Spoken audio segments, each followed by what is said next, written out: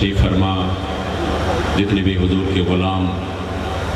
تحریک لبیک یا رسول اللہ صلی اللہ علیہ وآلہ وسلم کے ساتھ، اس مشن کے ساتھ، اس نظریے کے ساتھ وابستہ ہے، یہاں پر تشریف فرما ہے، اپنی طرف سے ہمارے قبلہ بابا جی کے نور نظر لخت جگر حضرت قبلہ علامہ حافظ انس حسین رضوی دامت برکاتہم و فیوضاتہم علینا، ان کی طرف سے ہمارے اراکین شورا قائدین، ان کی طرف سے جتنے بھی علماء مشائخ دور نزدیک سے کثیر تعداد میں حضور کے غلام اور عشاق جو کہ تحت نظر میں دیکھ رہا ہوں وہ تشریف فرما ہے۔ اللہ کریم جل جلالہ آپ سب کا آنا یہاں پر قبول و منظور فرمائے۔ تحریک لبیک یا رسول اللہ حضور امیر المجاہدین نے رسماً کوئی جماعت نہیں بنائی، تنظیمیں تحریکیں ہم نے اپنی زندگی میں بہت زیادہ ہم نے مناظر دیکھے ہیں کہ تحریمیں بنتی بھی ہے، ٹوٹتی بھی ہے، اور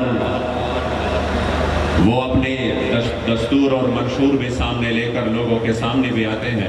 کہ ہم یہ منشور لے کر چل رہے ہیں، اس میں نعرے بھی ہوتے ہیں اور اس کا نصب العین بھی ہوتا ہے، اس کا منشور بھی ہوتا ہے، لیکن یقین کرے میں بلا مبالغہ کہہ رہا ہوں، نہ یہ مبالغتاً ہے نہ یہ خوشامدی ہے کہ حضور امیر المجاہدین نے جس جماعت کی بنیاد رکھی اور اس میں آپ نے جو نعرہ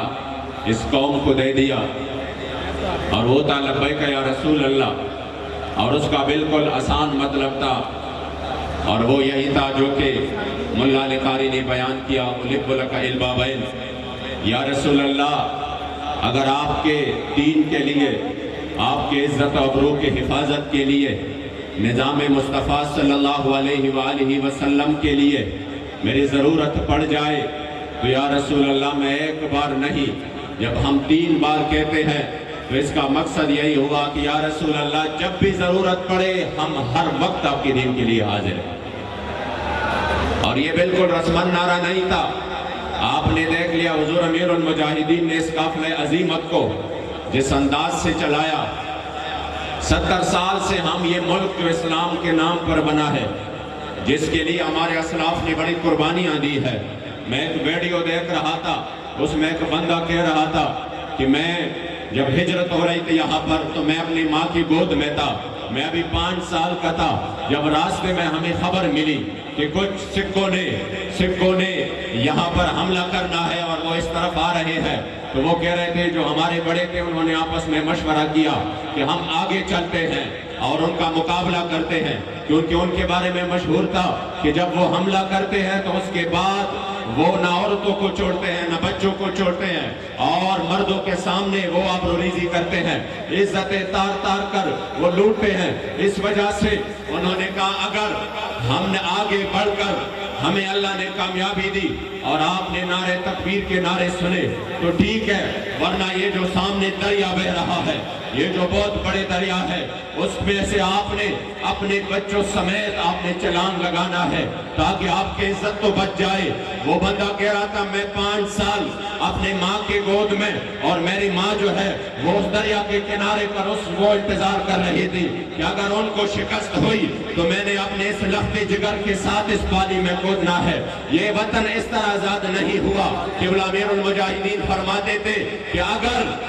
یہ وطن صرف آپ کے بدماشیوں کے لیے یا اس دنیاوی جاہ و جلال کے لیے یا اس کا مقصد روٹی کپڑا مکان تھا تو یہ سب ادھر بھی مل جانا تھا، یہ روٹی کپڑا مکان ہمیں ہندوستان میں بھی مل رہا تھا، لیکن لاکھوں جانیں قربان ہو گئی اور 70,000 ماں بہنوں کی عزتیں لوٹ لی گئی۔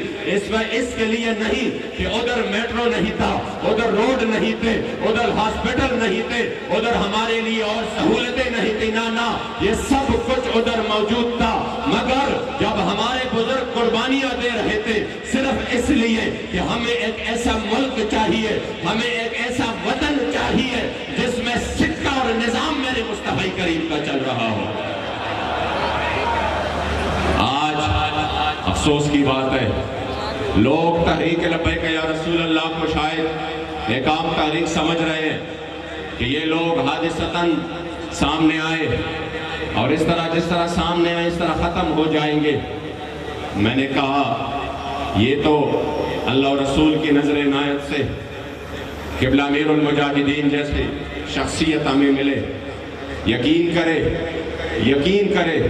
ہماری نسلوں کو بھی اس پر فخر رہے گا کہ ہم نے حضور امیر المجاہدین کا زمانہ پایا ہے. لبیک یا رسول اللہ لبیک لبیک لبیک یا رسول اللہ لبیک لبیک لبیک یا رسول اللہ لبیک لبیک لبیک. پاکستان کا مقصد ہم بول چکے تھے. ہم 14 اگست کو بھی نکلتا تھے, جھنڈا تو ساتھ تھا, لیکن ہم سمجھ رہے تھے شاید حقیقتاً ہمیں آزادی ہے. یہ تو قبلہ امیر المجاہدین بتا گئے کہ جس نظام کے لیے امام حسین کربلائے مولا کے میدان میں گئے, جس کے لیے اپنے آپ کو سب کچھ قربان کر دیا, وہ جس نظام کے لیے یہ ملک بنا, ابھی تو بہت سفر باقی ہے. ابھی تو حقیقتاً اس کو آزادی نہیں ملی. ابھی تو یہ اس نعمت کی ناشکری ہے. اس لیے ہم سمجھ رہے تھے شاید ہم 2 نعرے لگائے اور پھر بھی کام اتر گیا. ہم سمجھ رہے تھے شاید ہم 1 سال بعد میلاد کرے اور اس میں ہم نعرے لگائے تو ہم نے سنیت کی بڑی خدمت کی. میں خود اپنی بات بتاؤں, آپ لوگ تو عظیم ہے, خدمت کرنے والے ہیں. میں خود بتاؤں, جب بھی ہم سال بعد ایک پروگرام کرتے تھے, ادھر اپنے دربار شریف میں ایک پروگرام ہوتا تھا, سال بعد ہم کرتے تھے, ہم خود اپنے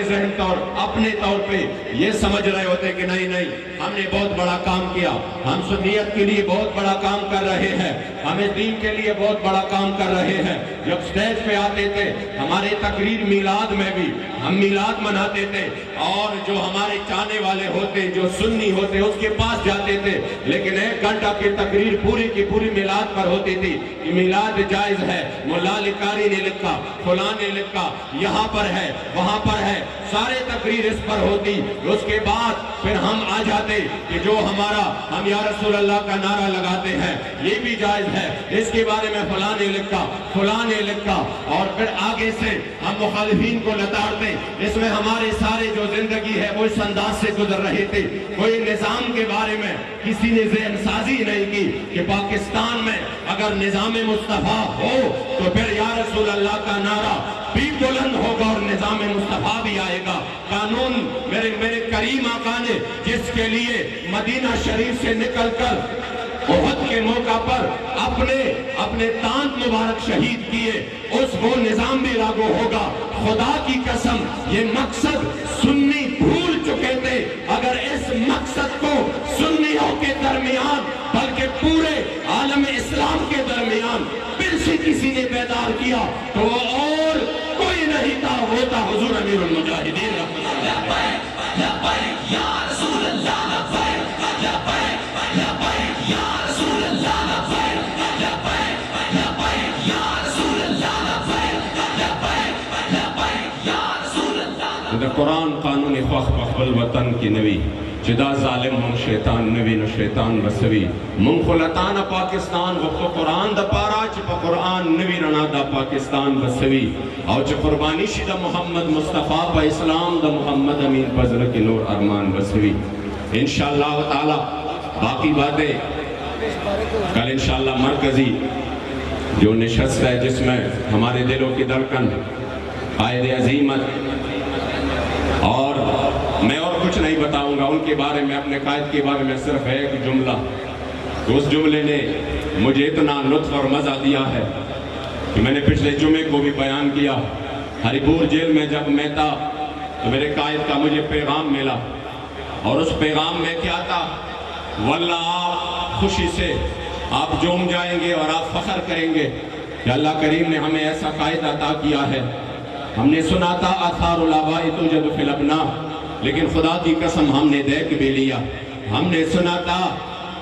سنا تھا لیکن ابھی ہمیں عین الیقین اور حق الیقین حاصل ہو گیا کہ واقعی ایسا ہے. اللہ کریم نے جو حضور امیر المجاہدین کی شجاعت, بہادری اور دلیری اور جو آپ میں حوصلہ اور استقامت تھا اس کی جھلک اور اس کی پرتاؤ ہمارے قائد محترم حضرت قبلہ حافظ سعد حسین رضوی ہے۔ پیغام کیا ملا؟ ایک پیغام یہ تھا کہ دیکھو یہ مشکلات، یہ تکالیف، یہ مصیبتیں، یہ سب کچھ اس راستے میں کچھ بھی نہیں ہے، یہ تمام کے تمام اس کے بعد اللہ کریم جل جلالہ کامیابی عطا کرے گا اگر ہم نے اس کو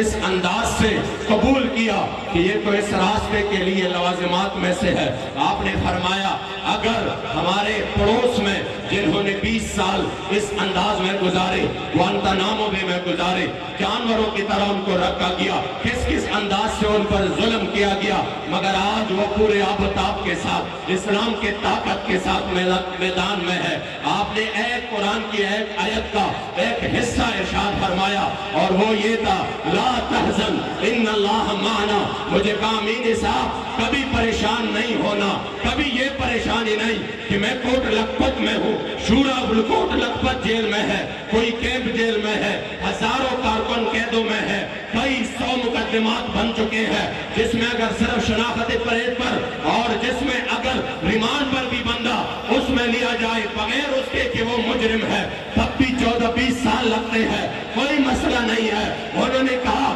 پریشان نہ ہونا کیونکہ اللہ کریم فرماتا ہے قرآن عظیم الشان میں جب میرے مصطفی کریم نے فرمایا اپنے یار غار کو لا تحزن